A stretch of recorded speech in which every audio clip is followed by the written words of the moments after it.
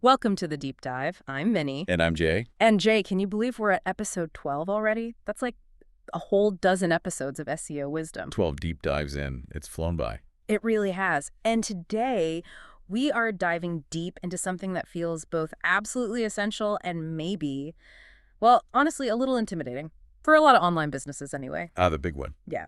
E-commerce SEO. We're looking specifically at the foundational architecture you need and also how to adapt to this really fast-changing AI-influenced search world we're in now. Right. It's all about mastering your products, your categories, the whole site structure, really, to unlock that hidden growth potential. Exactly. And our sources today. So we're drawing from some really comprehensive guides that focus precisely on these kinds of complex technical challenges in e-commerce SEO. Think of them as maybe a blueprint for getting to the technical jungle of modern online retail. Okay, blueprint.jungle. You know, when I looked at the topic list, I saw things like faceted navigation and URL structures. And honestly, it sounded less like managing a store and more like trying to build a spaceship. Huh.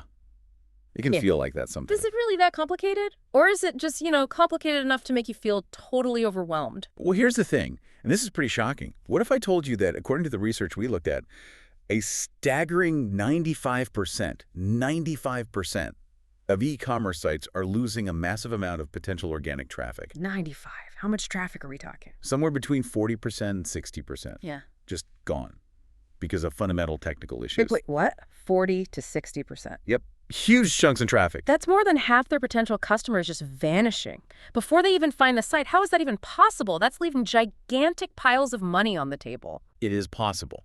And the craziest part, as our sources really highlight, is that many of these core problems, these like foundational architectural flaws, they can actually be fixed. It's not some secret black magic. Okay. It's often just about getting the fundamentals right. Picture this. You've got an online store, maybe selling shoes. Ooh, I love shoes. Go on. Right. So imagine you have this amazing best-selling pair of Nike running shoes. It's one single distinct product. Got it. The Air Max, whatever. Exactly. But because of how your website is maybe structured, instead of Google seeing one strong authoritative page for that shoe, it sees it as multiple different products, all competing against each other. Same shoe, competing with itself. Precisely. And that dilution of authority, that confusion for the algorithms, that translates directly into that massive chunk of missing ranking power, lost visibility, and ultimately that 40–60% loss of potential organic traffic and revenue. So our mission in this deep dive is to unpack these seemingly complex technical challenges, show you exactly where those hidden opportunities are, and crucially, how to fix them. We want to cut through the noise and turn what might feel like building a spaceship into a clear, actionable roadmap for real growth. Okay, but how does the website make the same shoe look like different products to Google? That's the bit I'm stuck on. Let's start right there, the foundation. Yes, let's. This is where it gets really interesting. And it's one of the most critical architectural decisions you make right at the start. It's all about your URL structure. Okay, website addresses. Exactly. And there's this common mistake, it's surprisingly prevalent actually, which is including the category path in your product URLs. Like myshop.com, shoes, men's, dash, running, Nike, the whatever. Precisely that. Yeah. It feels intuitive, right? Because that's how users often navigate. Click shoes, then running, then men's, then Nike, and the URL just gets longer, showing that path. Yeah, exactly. It seems like a logical breadcrumb trail built right into the address. It seems logical. But the source material highlights the significant SEO nightmare this creates. Let's stick with that Nike running shoe. Okay. If your URL structure includes the category path, that single physical product, the one pair of shoes, which might logically live in multiple places on your site, it could end up with several distinct URLs. Like where? Well, you could have it under shoes running men's Nike Air Max 270 black. Right, the main category. But maybe it's also a really popular item, so it's featured on the brand's page too. Yeah. So you also get brand's Nike Air Max 270 black. Ah, okay, different path, same shoe. And maybe it's on sale right now, so it also appears under sale footwear Nike Air Max 270 black. Oh, no, that's just chaos. That's exactly like having 3 different official addresses for the exact same house. Perfect analogy. If someone sends mail, which address is the real one? How is Google supposed to figure out which page is the authoritative version, the one they should actually show in search results? Exactly. From Google's perspective, those are 3 distinct pages, each one potentially competing to rank for the same terms, like Nike Air Max 270 black running shoe. Instead of one strong I signal. get three weaker signals spread thin across different URLs. It fundamentally dilutes your ranking power. It confuses the algorithms. It stops your best products from reaching their full potential. It's a foundational technical issue that just bleeds ranking power right from the start. Ugh. Okay, that makes so much sense when you put it like that. So what's the fix? Please tell me there's a simple fix, because that sounds like a massive problem if 95% of sites are doing it wrong. There is a fix. And the solution, as the sources make beautifully clear, is actually quite elegant. It's adopting a flat URL structure for your products, Flat, meaning meaning every single product gets one consistent canonical address, regardless of how a user navigates to it through categories, filters, site search, whatever. just on your store.com for product Nike-AM-270-black. That's it. No categories mashed in there. That's exactly it. One product, one unique, consistent URL. That's the core principle. The sources point to folks like Google's John Mueller, who's talked a lot about the flexibility this flat structure gives you. Flexibility, how so? Well, think about it practically. If you decide to reorganize your categories next year, or you move that shoe from the sales section back to just footwear, the product's core URL never has to change. It stays the same. Oh, okay. Stability, that's huge, because changing URLs later, like setting up redirects for everything, that sounds like a total nightmare. It is, and this consistency is absolutely crucial. It prevents all those frustrating 404-page not found errors down the line when categories get updated. And maybe most importantly, it lets all the link equity. Any links pointing to that product page from other websites or even internal links from your own site. Yeah. It allows all that authority to consolidate onto that single authoritative product URL. You're building consistent strength on one page over time, maximizing its ranking potential.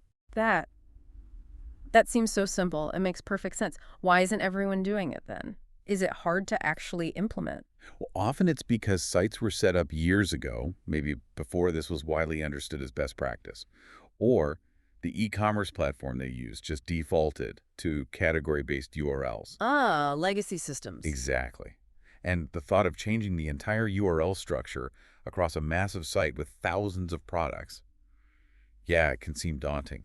But the sources emphasize this is a foundational fix. It's worth the effort because it stops that bleeding of ranking power immediately. Okay, stop the bleeding. Got it. And it's not just the flat structure itself. Proper implementation means being consistent in how you format those URLs, too. How so? You need clear descriptive naming conventions. Use hyphens to separate words, so Nike Air Max, not Nike Air Max. Keep everything lowercase. Make it concise but descriptive. And absolutely avoid special characters like exclamation points or question marks in the URL path itself. Got it. So if I'm selling cupcakes, red velvet cupcakes is good, but red velvet cupcakes is definitely bad. Precisely. And the sources highlight another critical piece here, the canonical tag. Right, the rel canonical. Yes. On every single product page, you absolutely must implement a self-referencing canonical tag. Self-referencing, meaning it points back to itself. Exactly. This tag points back to that one true flat URL you've chosen as the primary address for that product. It's like the URL talking directly to search engines and saying, hey, no matter how you found this page, through a category, a filter, whatever, this specific URL right here is the official authoritative version. Ignore any other potential versions you might stumble across. Okay, so the self-referencing canonical tag on the product page points back to the flat URL for that same product page. It's like the page confirming its own identity. Yes, I am me. You got it. And here's another key point from the sources that ties into navigation. Breadcrumbs. Ah, the home shoes running Nike Air Max thing at the top. Exactly. You absolutely still want and need those breadcrumbs on your site. They're fantastic for user experience. They show shoppers where they are, let them navigate back up easily. You should even use structured data, like breadcrumb schema, to tell search engines more about your site structure via those breadcrumbs. Okay, so breadcrumbs are good? Yes, but crucially, your breadcrumb navigation should not dynamically change the actual URL of the page the user is on. They are navigational aids displayed on the page. They are not URL generators creating new addresses for the same content. Ah, okay. So they show the user's path, but they don't create a new address for the page in the process. That keeps the URLs clean and consistent. Smart. Very smart. And essential for avoiding duplicate content from navigation. So how do you even start figuring this out? How do you know if your site has these duplicate URL problems? Good question. The sources strongly recommend using SEO crawler tools. Things like Screening Frog SEO Spider are perfect for this. You can crawl your entire site and configure the tool to specifically look for duplicate product content or multiple URLs returning the same product page. You can also audit all your canonical tags to make sure they're correctly pointing to your chosen primary URLs. Find the problems first. Exactly.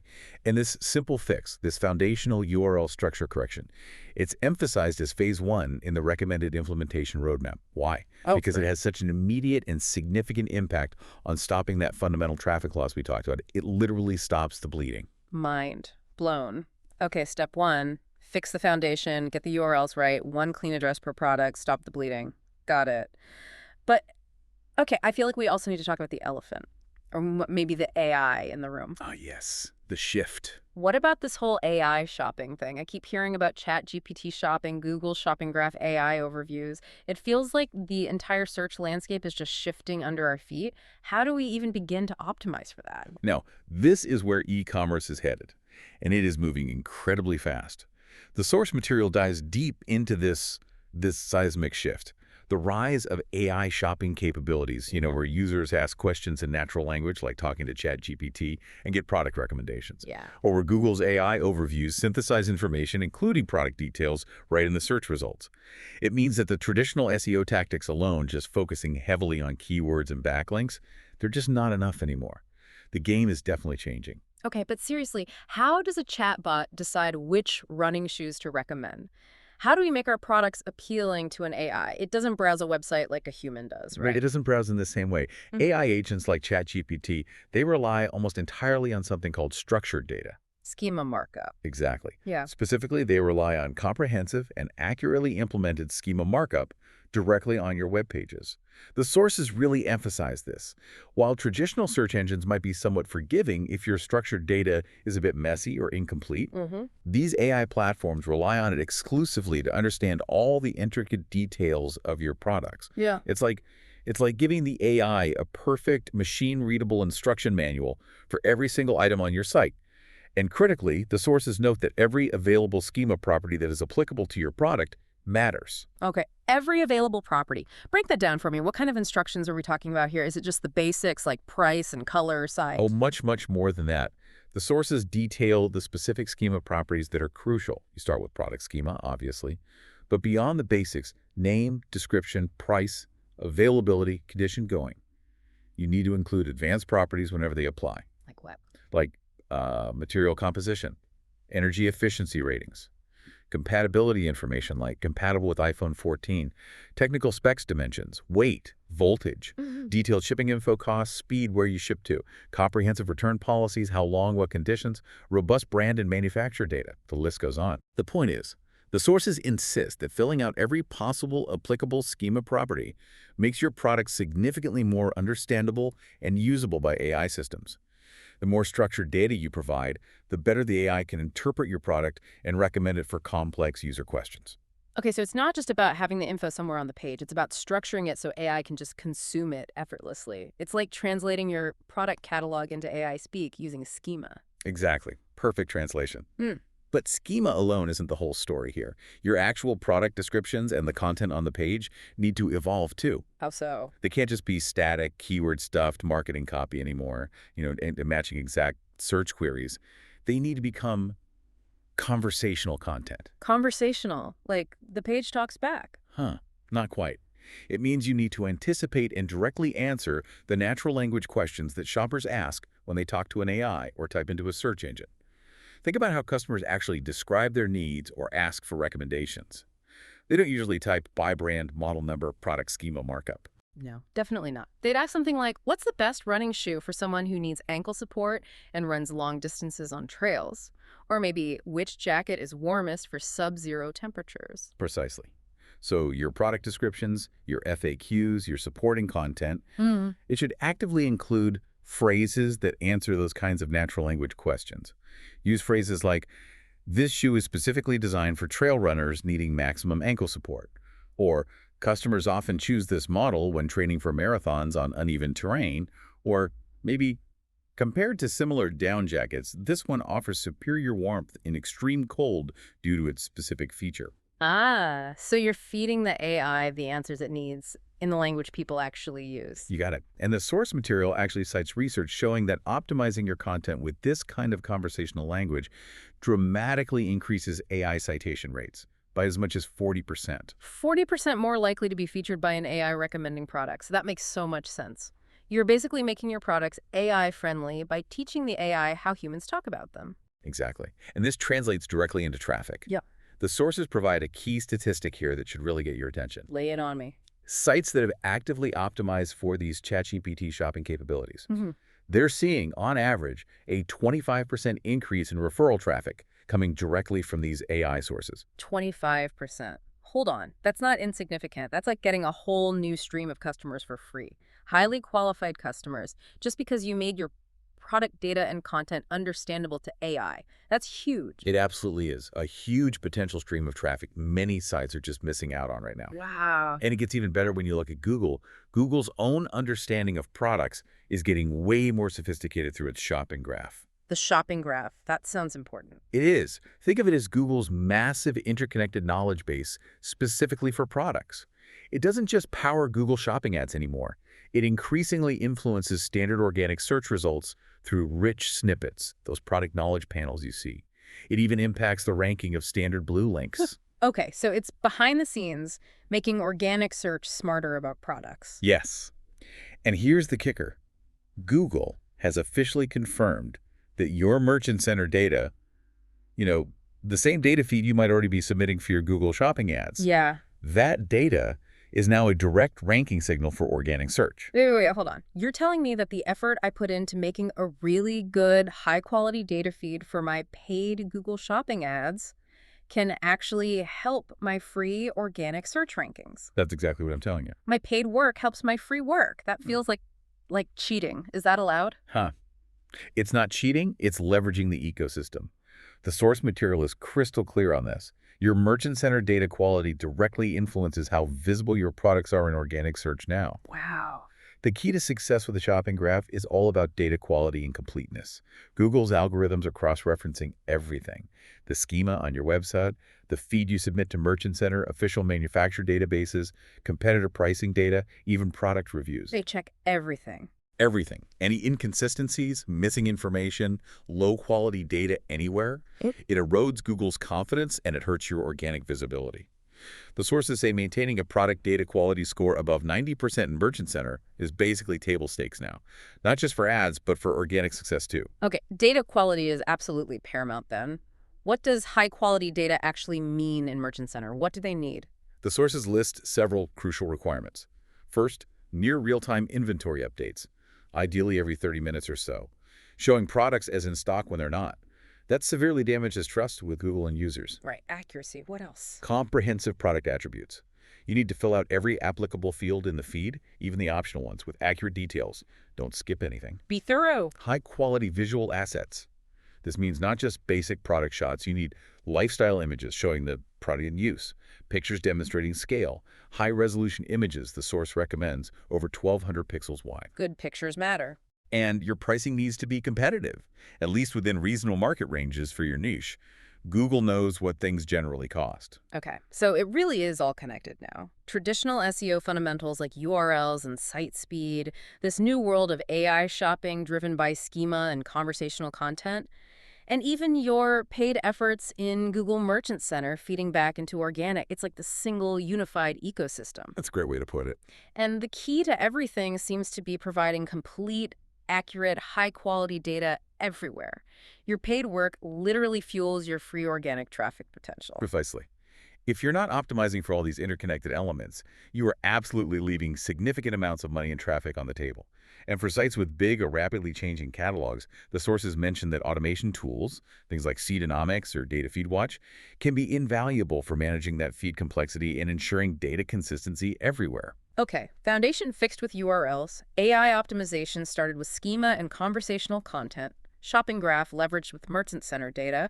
I feel like we're building some serious momentum now. Right. I think we have to talk about the beast, the one that makes people nervous. Take a breath. Yes. Faceted navigation. Why did that sound like you just said root canal? Is it really that bad? For many e-commerce SEOs, honestly, it feels exactly like a root canal. Faceted navigation, those filters and sorting options you see, usually down the side of a category page, letting customers refine by size, color, brand, price, rating, But material. the filters, they're super helpful as a shopper. Absolutely essential for a good user experience. They help shoppers find exactly what they want quickly. But for SEO, improperly managed faceted navigation, it represents potentially the single biggest technical challenge. It's the source of a huge chunk of that 40–60% traffic loss we talked about earlier. Okay, I get why users need it. Where does it go so horribly wrong for SEO? Why is it such a beast? It comes down to the sheer scale of the problem. The number of possible URL combinations these filters can create is just staggering. The source material highlights research showing that a shocking 95% of e-commerce sites have fundamental issues with their faceted navigation setup from an SEO perspective. 95% again. Okay, explain the scale. Let's use math. Consider even a modest e-commerce site, say only 1,000 unique products. Okay, Okay. small site. Now give that site just 5 basic filter types. Let's say color with 10 options, size, 8 options, brand, 20 options, price range, 5 options, and maybe customer rating, 5 options. Pretty standard stuff. Yeah, very basic filters. Right. Using just basic combinatorial math. Selecting even just one option from each of those 5 filter types can potentially create a unique URL. Combining just a few filters multiplies things incredibly fast. A modest site, like our example with only 1,000 products and those 5 simple filters, can easily generate over 40,000 unique URL combinations just from users applying filters. Hold on, did you just say 40,000 possible URLs? 40,000. Minimum. Just from those basic filters on a small site. I'm sorry, 40,000. From 5 filters on 1,000 products. My brain just short-circuited. And that's for a small site. Scale that up to a typical large e-commerce site. Tens of thousands, maybe millions of products, dozens, maybe hundreds of filter options. Think waist size, inseam length, material blend, sleeve type, pattern, feature set. Oh my God. You're suddenly looking at millions, maybe even billions of potential unique URLs that the faceted navigation system can generate, depending on how it's configured. Okay, I need an analogy here because billions of URLs just broke my brain. Millions of pages for mostly the same products. That sounds like a digital landfill. It absolutely can turn into a digital landfill for search engines. Each of these potentially millions of filtered URLs causes multiple severe SEO problems. Like what? Widespread duplicate content issues. Yeah. Because many filtered pages show largely the same list of products, just with a slight variation, red t-shirts versus blue t-shirts on a page that otherwise looks identical. This wastes your precious crawl budget. Google spends valuable time trying to crawl and process millions of these low-value, nearly identical filtered variations instead of crawling your important product and category pages. Okay, wasted resources. It dilutes your link equity. Any authority gets spread thin across countless junk URLs instead of consolidating. And it can cause severe keyword cannibalization. Meaning a random, low-authority filtered page like yourstore.com, shirts.color, red in size, medium, or price under 20 might accidentally outrank your carefully optimized, high-authority main category page for a valuable term like red t-shirts or medium t-shirts. Ugh, that's a total nightmare scenario. It's like trying to manage a library by creating a brand new library card for every single time someone asks for a hyper-specific request, like, give me all the red books published in 2022 by authors named Sarah who live in Oregon. You'd have billions of useless cards. That's actually a perfect analogy for the problem. And that's why 95% of sites get this wrong. They just let the system automatically create URLs for every possible filter combination without thinking about the SEO consequences. So how do we manage this overwhelming complexity? There has to be a strategy. There is. The sources present a very logical strategic framework. It's like a decision tree. It balances the essential user need for filters with the critical SEO need for control and focus. You ask one key question for each potential filter combination. Right, what's the question? Is there significant search volume for this specific filter combination? How do we know that? Do I just guess? No guessing. You use keyword research tools, things like Ahrefs, SEMrush, maybe Google Keyword Planner. You check if people are actually searching for that exact combination of terms. For example, are people actively searching for red dresses? Yes, definitely. That seems like a common high-volume search. Exactly. The source uses an example like that. Red dresses might get, say, 50,000 searches a month. If there is significant measurable search volume for that specific combination, like colored plus category dresses, the answer to your question is yes. Yes. Okay, and if the answer is yes, Then you make that specific combination a crawlable, indexable URL. That's a page Google should see and potentially rank, because it represents a real user intent, a valuable search query. It has inherent SEO value. It deserves its own dedicated, optimized page. okay, that makes sense. Turn the valuable filter combos into actual pages, but what about that hyper-specific library card request? Red dresses size 12 under $50 with 4-star ratings. Right. When you check your keyword research tools for that specific long-tail combination, you'll likely find that basically nobody, or maybe just a tiny handful of people, are searching for that exact phrase. The search volume is negligible. So the answer there is NO. NO. Okay, so what do we do with the NOs? We still need those filters on the site so users can find those specific things, right? We can't just turn them off. Absolutely not. The filters are crucial for user experience and conversions. This is where the crawl controls come in. For all the NO scenarios, filter combinations that generate URLs but have no significant search volume, no inherent SEO value, the sources outline several technical ways to control how search engines handle those URLs. Like what? How do we control them? Well, one method, especially for filters, users interact with a lot but create low-value URLs, like sorting options, maybe availability filters, is using JavaScript filtering. How does that work? It allows the user to refine the product list dynamically on the page without changing the URL at all. The user clicks sort by price, the products reorder, but the URL in the address bar stays the same.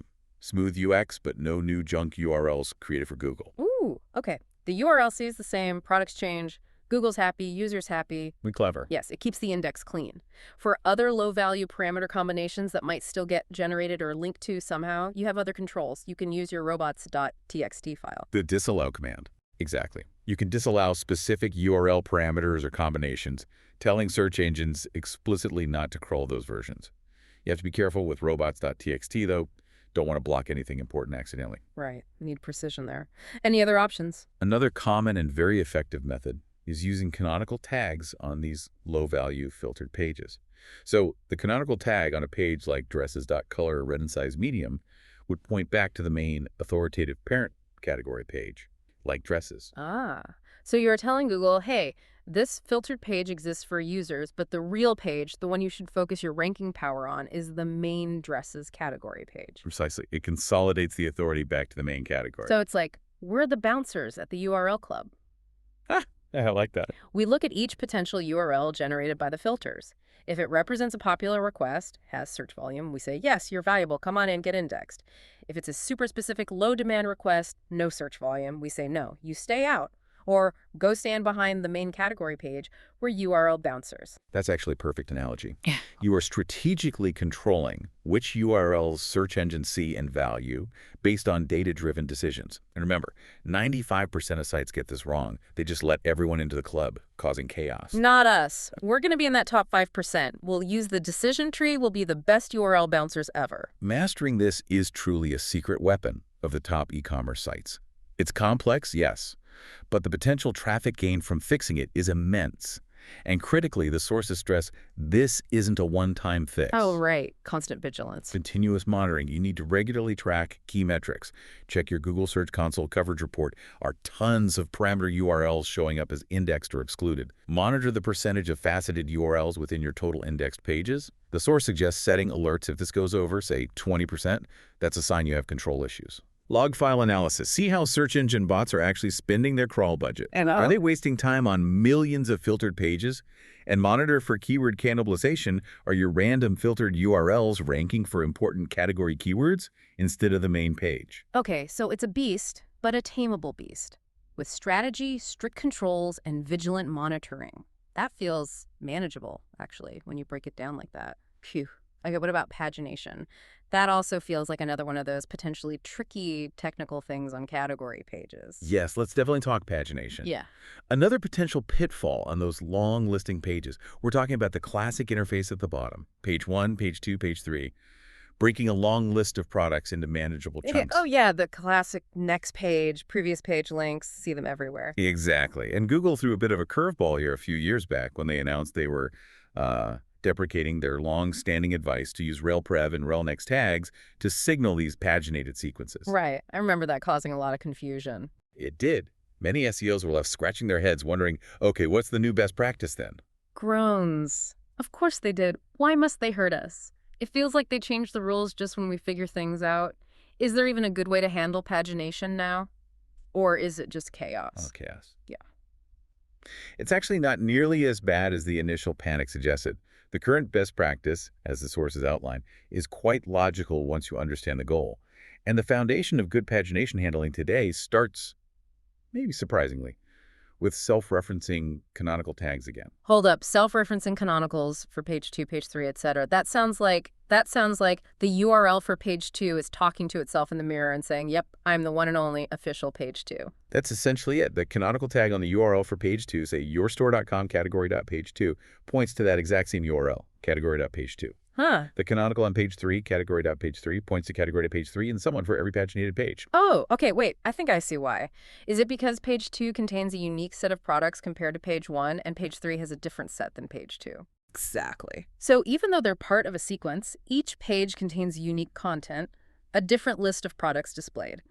That justifies its own existence and why it should be considered the canonical version of that specific set of results. Now you've absolutely nailed it. Each paginated page displays a distinct set of products, not duplicated elsewhere in the sequence. That provides enough content differentiation to warrant its own canonical URL. Okay, that makes sense. Self-canonicals on paginated pages. What else? The sources also stress the importance of proper internal linking between these pages. Beyond just next and previous, you should ideally include links to the first page, maybe the last page if you can easily calculate it, and potentially links to a few nearby pages, like from page 5, link to 1, 4, 6, 10. Okay, good clear navigation for users and for search engines to find all the pages in the chain. Precisely. Help search engines understand the relationship and discover all the products across the entire set. The sources also mention making sure each paginated page has unique page elements like title tags and meta descriptions that clearly say the page number. Running shoes page 2, running shoes page 3, etc. Helps differentiate them further. Got it. But what about those really slick, modern alternatives, like infinite scroll, where new products just load as you scroll down, or load more buttons? Do we have to ditch those for SEO because users seem to like them? Not at all. The sources definitely discuss these user-friendly options like infinite scroll or load more. They provide a very smooth browsing experience. The absolutely crucial point, though, is how you implement them technically. Okay. You must implement them with crawlable fallback links for search engines. So while the user might just scroll down and new products load magically via JavaScript, the underlying HTML code still needs to contain standard href, pointing to the URLs for the subsequent paginated pages, like a hidden link to .page 2, then .page 3, and so on. Google can follow these standard HTML links and discover all your products, even if it doesn't fully render or understand the JavaScript scrolling itself. Ah, okay. So we implement the cool, modern, infinite scroll for the user, but we still need to have the standard crawlable pagination links hidden in the code behind it for Google. Exactly. Best of both worlds. So we can have our cool modern cake and SEO it too. Impressed. Yes. Yes, you absolutely can. Implement the smooth UX for humans, but ensure the standard HTML link structure is there behind the scenes for search engines. Pleased. I've been waiting all deep dive to use that one. Okay, so foundational URLs fixed, AI optimization started, faceted navigation tamed, pagination sorted with canonicals and fallbacks. Phew. Now let's shift gears. Let's talk about what's actually on these pages, the category and product content itself. Let's absolutely do it, because the source material strongly emphasizes something that might surprise people. While product pages are critical for conversion, your category pages are actually your major traffic drivers. Really? Category pages drive more traffic than product pages. I always thought product pages, being so specific, would be the most important for SEO. Well, product pages are incredibly important, don't get me wrong. They capture that highly specific bottom-of-funnel traffic, someone searching for an exact model number, right? And they're where the conversion ultimately happens. Right. But category pages, they capture the vastly larger pool of broader top-to-mid funnel search intent. And the sources provide a really powerful eye-opening statistic here. Oh, another big number. A big one. Well-optimized category pages typically drive 3 times more organic traffic than well-optimized product pages. 3 times, 3x. That's huge. Why? Why such a difference? It's purely down to search volume. A product page might rank for a specific long-tail keyword like Nike Air Max 270 black size 10. Okay, that gets a certain amount of searches. Yeah, pretty specific. But a category page ranks for terms like men's running shoes, or best sneakers for flat feet, or trail running shoes, or lightweight gym shoes, these broader terms, they have search volume that is literally orders of magnitude higher. Thousands, maybe millions more people are searching for those general concepts than for one single specific product name. Ooh, okay, that makes total sense now. Category pages are casting a much wider net. They catch people who know what kind of thing they want but haven't decided on a specific product yet. Okay, but here's the challenge. I know where you're going. Shoppers who land on a category page want to see products immediately, right? They don't want to wade through paragraphs and paragraphs of text first. So how do we optimize a category page for SEO with substantial content, which Google seems to like, without totally ruining the user experience? That is precisely the key challenge the sources address. It's that balancing act. Shopper needs immediate products versus as SEO needs valuable content. And the strategic content placement recommended is brilliant. Okay, tell me. Above the fold, the first thing a user sees when the page loads, you prioritize what the shopper needs. The product grid, obviously. The main H1 heading for the category, like men's running shoes, and the filter and sorting options. Makes perfect sense. Products and tools first. Get the user shopping. Exactly. But then, below the fold, further down the page, so the user has to actively scroll to see it, you add a significant block of valuable expert content. How significant? The sources suggest aiming for around 500 to 800 words. And this isn't just keyword-stuffed filler text shoved in there. It's genuinely helpful content relevant to that specific category. Oh, like what kind of content? It could be an overview of what to look for when buying products in this category, a comparison of different types or brands within the category, a comprehensive buying guide, answers to frequently asked questions may be marked up with FAQ schema, explanations of relevant technologies or materials used in these products. Ah, so real value for someone who does want to read more before buying. Exactly. It demonstrates deep expertise and authority to search engines, and provides actual value for users who want more information. Okay, that's sneaky, Yeah. but brilliant. The humans land, see the products right away, most probably scroll right past the big block of text below if they don't need it. But Google's bots crawl the whole page, find that valuable 800-word essay down below, get all the signals they need about relevance and authority, and rank the page for those broad terms. That's got it. Humans get products, Google gets content, everyone's happy. It's about providing value for both audiences on the same page, without compromising that critical above-the-fold user experience. The sources even mentioned dynamic content optimization as an advanced tactic, Ooh, what's that? where the content shown below the fold might be personalized. Maybe first-time visitors see a basic buying guide, while returning customers see more advanced comparisons or info about new arrivals in that category. Whoa, that's super clever. Okay, so category pages are our traffic powerhouses, optimized with content below the fold. What about the product pages themselves? What makes a product page excellent in this modern landscape, especially with EEET? Yes, EEAT. Good old experience, expertise, authoritativeness, and trustworthiness. For product pages, the sources really lean into optimizing for this. With AI and smarter algorithms, Google is increasingly looking for signals that demonstrate you have genuine familiarity and knowledge about the specific products you're selling. They want proof you know your stuff. Exactly. They want to know you're not just drop shipping random things. You actually know and understand these items. Okay, but EEAT are we? Are we eating the products? Like product paste tests. What does EET actually mean for a page selling, I don't know, running shoes? Or cupcakes? How do you show experience or expertise about an object? Not eating them. Although I imagine the cupcake EAT would be pretty delicious. No, EET for a product page is about demonstrating real-world understanding and credibility. Let's break it down based on the source material. It's experience. Yeah. This means showing you've actually used, tested, or handled the product. The sources list specific signals, include testing notes, describe specific usage scenarios. This jacket is perfect for mild autumn hikes, but maybe too light for winter camping. Provide direct comparisons to similar products based on your experience. Explain how the product solves common issues.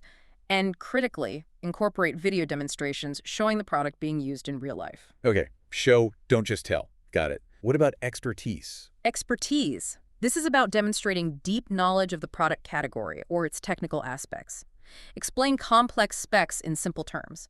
Reference relevant industry standards. Talk about manufacturing details or the materials used. Include professional recommendations or certifications if they apply. Be the expert. Makes sense. Authority. Authoritativeness. This involves building credibility for your brand and the product info you provide. Share your brand story. Highlight credentials of the designer or manufacturer. Mention any awards the product or brand has won. Reference media mentions. Include expert endorsements. Show you're legit. And finally, trustworthiness. Trustworthiness. This is absolutely non-negotiable. Make sure you have crystal clear policies, returns, warranty, shipping, use scheme for these two. Provide readily accessible customer service contact info. Prominently display security certifications like SSL badges. And include product reviews and ratings, ideally with review or aggregator rating schema markup. Okay, got it. So EET for a product page isn't about eating. It's about proving you know it deeply, expertise, proving you've used it, experience, proving you and the product are legit, authoritativeness, and proving you're a safe place to buy from, trustworthiness. It's way beyond just listing features. It's about building confidence through demonstration and credibility. Exactly. It's providing a rich, comprehensive, trustworthy resource about the product, not just a catalog entry. Okay. And you mentioned video demonstrations. Visuals seem really important here. Absolutely critical now. Tied directly into demonstrating experience and providing rich info, Google's image recognition is sophisticated. High-quality images and videos are increasingly influencing rankings, visibility in image search, rich results. The sources detail comprehensive image optimization needs. Like what specifically for images? Include multiple angles of the product, lifestyle shots showing it in use, images providing scale references. Ensure high resolution over 1,200 pixels wide is recommended. Use modern, efficient formats like WebP. Give images descriptive file names, like Nike Air Max 270 side-u.web. Fill out the alt text descriptively for accessibility and SEO. And use schema markup for images too. So every picture tells a story and needs to be fully optimized for SEO. It's not just about sticking pictures on the page, it's maximizing their value for both users and search engines. Yes, absolutely. And do not underestimate the power of video. The sources strongly highlight the impact of video on product pages. They cite research showing that product videos can increase conversion rates by as much as 80%. Hold on. Hey, Dia. 80% conversion lift just from adding a video showing the product. Yep, 80. It's massive. Are you serious? Why isn't literally every single product page on the internet a mini Hollywood production right now? That is a massive, massive potential boost to revenue, 80%. It is a huge driver for conversion because video demonstrates the product in ways static images and text just can't. The sources give video optimization tips too. Like what? More than just hitting record. Yeah. Break longer videos into chapters. These can show up in search results now. Provide transcripts that adds valuable keyword-rich content for SEO. Use video schema markup. Optimize your thumbnails to be compelling. Ensure reliable hosting. And focus the video content on demonstrating key benefits and showing real-world use cases tying back to that experience part of EEAT. Okay, visuals are clearly critical. Static and video. And they contribute to EEAT. Wow. What about site speed? I know that's always been important for user experience, but does it really impact SEO or conversion that much these days? Oh, it's absolutely non-negotiable, especially in our mobile-first world. Site speed and performance measured through things like Google's core web vitals are confirmed ranking factors. Yeah. But maybe even more importantly for e-commerce, they are massive drivers of conversion. How massive? The sources, quote research, I think from Deloitte, revealing a staggering statistic. Just a 0.1 second improvement in mobile page load speed can increase conversion rates by 8.4%. Wow. 0.1 seconds equals over 8% more conversions. Every millisecond literally counts for revenue. That's incredible. It truly is. The sources briefly list the key core web vitals metrics you need to track. LCP, largest contentful paint, for loading performance, INP, interaction to next paint, for interactivity and responsiveness, and CLS, cumulative layout shift, for visual stability. Okay, LCP, INP, CLS. Got it. And it touches on optimization tactics, prioritizing critical resources with preloading, efficient coding like code splitting, reserving space for images to prevent those annoying layout shifts while the page loads, monitoring tools like Google Page Speed Insights, the CRUX report in Search Console, the Web Vitals browser extension. These are essential. So speed isn't just some technical checkbox. It's a direct lever on how many visitors actually turn into paying customers. Absolutely. Performance is conversion in e-commerce.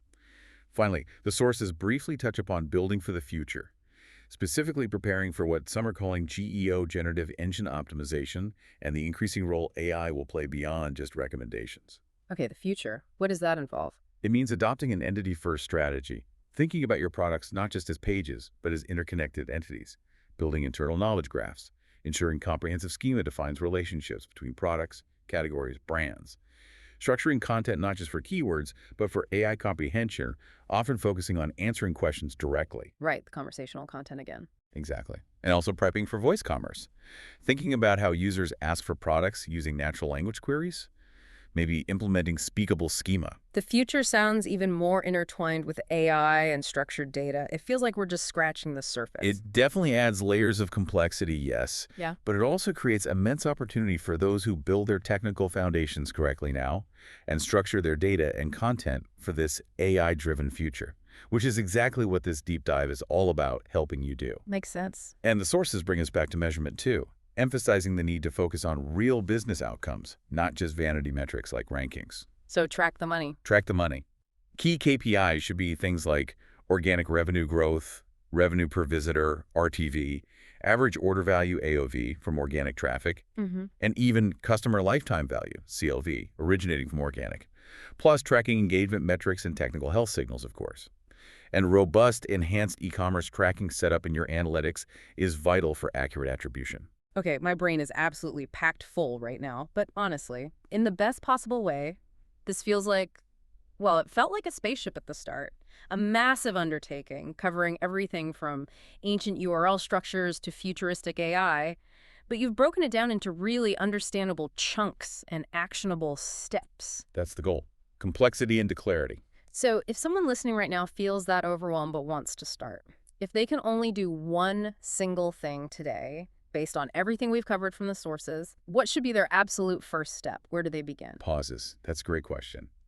Based on the source material and the sheer magnitude of the problem, it identifies with that 95% statistic. Yeah. The single most impactful first step you can take starting today is to audit your URL structure and make a plan to implement a flat URL structure with proper canonical tags. Just that. Focus on the URLs first. Seriously, this is highlighted as phase 1 in the source's recommended implementation roadmap for a reason. Get the addresses right first. And it's really just changing to that flat structure, like yourstore.com/product name, instead of having category paths in there. That's the core idea. Use a tool like Screaming Frog. Crawl your site. Find where you have those duplicate product URLs caused by category paths or other parameters. Identify them and make a concrete plan, whether you do it yourself or work with a developer, to move to that one clean, consistent URL per product. Yeah. And crucially, ensure every product page has a correct, self-referencing canonical tag pointing only to that single flat URL. Okay. This one fix, getting the fundamental address right for every product, it tackles one of the biggest, most fundamental technical issues.